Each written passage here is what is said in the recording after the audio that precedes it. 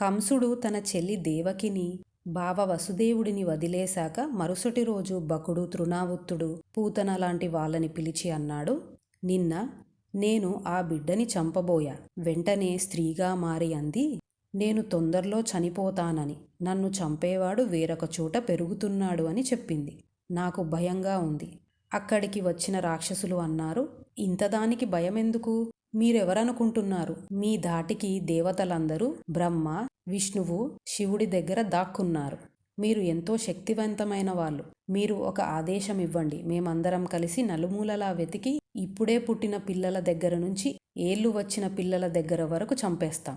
రాజా, మూడింటిని ఎప్పుడూ ఉపేక్షించకూడదు. ఒకటవది, రోగం మొదలైంది అని తెలియగానే దానికి తగ్గ చికిత్స చేయించాలి, అంతేగాని బాగా ముదిరే వరకు చూడకూడదు. రెండవది, శత్రువు అని తెలిస్తే చంపేయాలి. మూడవది, ఇంద్రియాల సుఖాలకి శరీరం అలవాటు పడనీయకూడదు. రాజా, నీ పూర్వజన్మలో నువ్వు కాలనేమిగా ఉన్నప్పుడు నిన్ను విష్ణువు చంపాడు.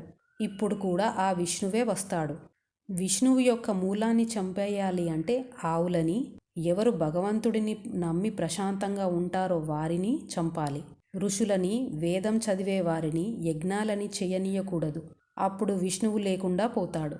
మాకు అనుమతి ఇవ్వండి. కంసుడు అనుమతి ఇచ్చాడు. రాక్షసులు సాధువులని చంపడం వలన వారి బలం, కీర్తి, ఐశ్వర్యం, ధర్మం పోతుంది.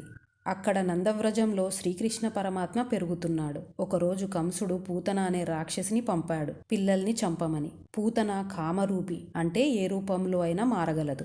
పసిపిల్లలు ఎక్కడ ఉన్నా కనిపెట్టి పాలు ఇచ్చినట్టు ఇచ్చి విషమిచ్చి చంపుతుంది. మేలిముసుగు వేసుకుని, పట్టుబట్ట కట్టి, ఒంటి నిండా బంగారం వేసుకుని నందవ్రజంలో నడుస్తుంది.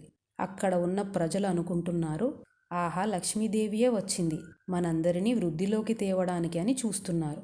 పూతన నందుడి ఇంటికి వెళ్ళింది. అక్కడ పసిబాలుడిగా ఉన్న శ్రీకృష్ణ పరమాత్మ పూతన రాకను గమనించి చూస్తున్నాడు.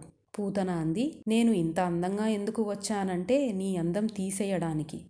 నా పాలు తాగితే ఎందుకు పనికి రాకుండా పోతావు అని బాలకృష్ణుడిని ఒళ్ళో కూర్చోబెట్టుకుని పాలు ఇవ్వబోతోంది. అది చూసిన రోహిణి, యశోద అన్నారు, అయ్యో, ఎవరమ్మా నువ్వు? ఆగు, మా పిల్లవాడు వేరే స్త్రీ యొక్క పాలు తాగడు.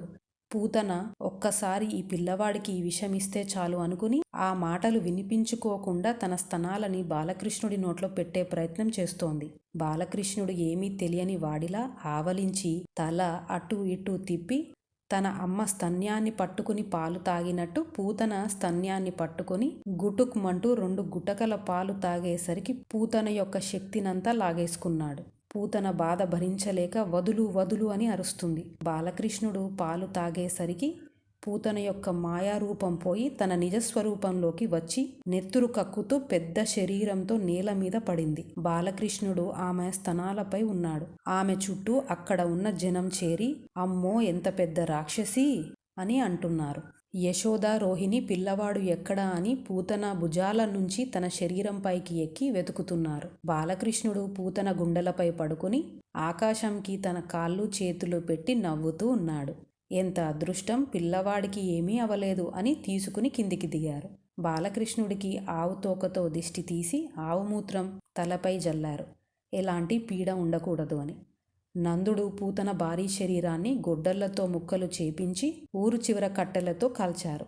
ఆశ్చర్యంగా కాలే ఆ శరీరం నుంచి వచ్చే పొగ సుగంధ వాసనలతో ఉంది. శ్రీకృష్ణ పరమాత్మ పూతన పాపాన్ని లాగేసుకుని పుణ్యం ప్రసాదించారు. ఓం నమో భగవతే వాసుదేవాయ నమః.